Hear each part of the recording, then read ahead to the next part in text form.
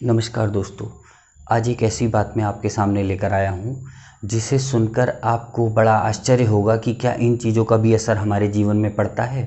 दोस्तों, कई बार आपने देखा होगा कि आप पूरा दिन ऑफिस में, अपने काम पर या कहीं स्कूल में या कहीं भी जहाँ भी आप मॉर्निंग में जाते हों और शाम को घर आते हैं, तो घर में घुसने से पहले तक आपका जो मूड डिस्टर्ब होता है वो घर में घुसते ही और 4 गुना हो जाता है। उसका दोष हम अपने बच्चों को, अपनी पत्नी को या अपने बाकी घर वालों को देते हैं कि इनके कारण मेरा मूड और डिस्टर्ब हो गया, मुझे अकेला छोड़ दो, एक कप चाय बना दो, सिर में दर्द हो रहा है।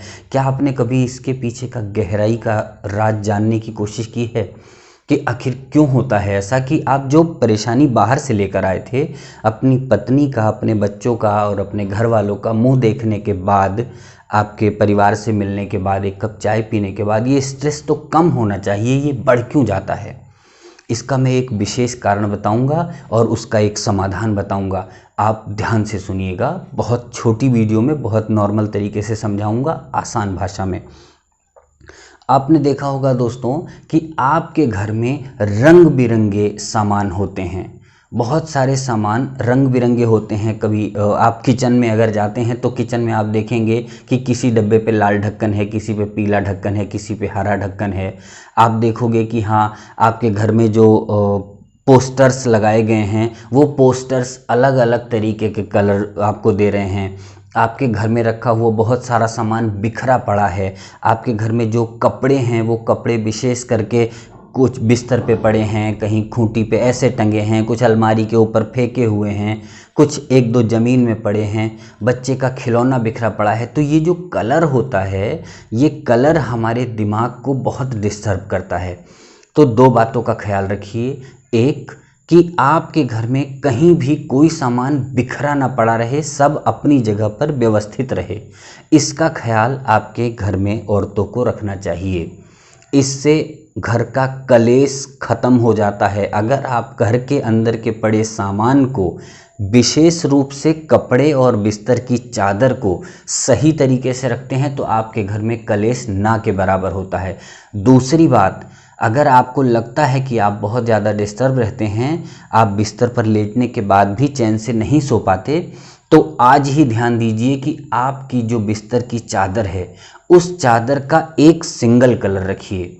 वो कोई भी कलर हो, बस थोड़ा ध्यान रखिए कि वो बहुत ज़्यादा डार्क ना हो। लाइट कलर हो, एक कलर हो। चादर हो, बेडशीट हो, तकिए हों, कुछ भी हो, वो सब एक कलर का होना चाहिए। आपके कमरे में बहुत तेज़ लाइट नहीं होनी चाहिए, रंग बिरंगी लाइट नहीं होनी चाहिए। दीवारें जो हैं वो एक सिंगल कलर की होनी चाहिए और लाइट कलर की होनी चाहिए। आप सिर्फ इस छोटे से बदलाव को कीजिए। इसमें आपको कोई अलग से खर्चा नहीं करना, अलग से कुछ ध्यान नहीं देना है। थोड़ी सी व्यवस्था करनी है कि घर में अगर आपके किचन में मसालों के 15 डब्बे, 20 डब्बे रखे हैं तो उनके ढक्कन एक जैसे हों, वो रंग बिरंगे अलग अलग ना हों। कोशिश करें कि आपके घर में कोई सामान बिखरा ना पड़ा रहे, सब सुव्यवस्थित रहे। कोशिश करें कि आपके घर की जो बेडशीट है, आपके बेडशीट का जो कलर है, उस पर आपका ध्यान बहुत अच्छे से जाए। आपकी जो दीवार की कलर है, इस पे बहुत अधिक पेंटिंग्स या पोस्टर्स ना लगे हों। ये दीवारें ब्लैंक हों, एकदम खाली। ये आपके स्ट्रेस को बहुत कम करती हैं। आप लोगों ने ज़रूर ये सुना होगा कि कोई कोई कहता है कि हाँ, दीवार पर पोस्टर बनवा दो, कोट्स लिख दो। जो हमारे बड़े बड़े पुराने पुराने महानुभाव हुए हैं, महात्मा लोग हुए हैं, मैं नाम नहीं लेना चाहूँगा, किसी को टारगेट नहीं करना चाहूँगा, लेकिन आपको कुछ भी लिखने की आवश्यकता नहीं है। मंदिर अगर आप बनाना चाहते हैं तो घर के एक स्थान पर बनाइए, वहीं पर सारी तस्वीरें रखिए। जगह जगह पर आप अगर घर में बहुत सारी चीज़ें टांगते हैं तो वो आपके अंदर श्रद्धा नहीं, आपके अंदर डिस्ट्रैक्शन लाती हैं। तो इस चीज़ का ध्यान रखिए। कलर आपके माइंड को बहुत प्रभावित करता है। आप कुछ समय के लिए ये कर कर देखिए, तब आके मेरे चैनल पर कमेंट कीजिएगा, जिसके लिए आपको चैनल सब्सक्राइब करना होगा।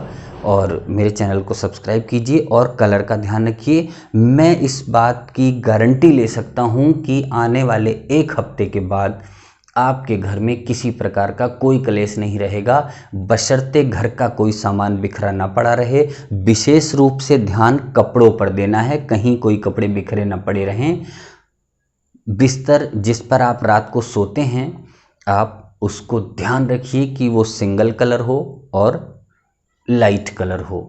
इसी के साथ मैं अपनी वीडियो को समाप्त करता हूँ। कोई सवाल है तो कमेंट कीजिए, कोई सुझाव है तो कमेंट कीजिए। नमस्कार।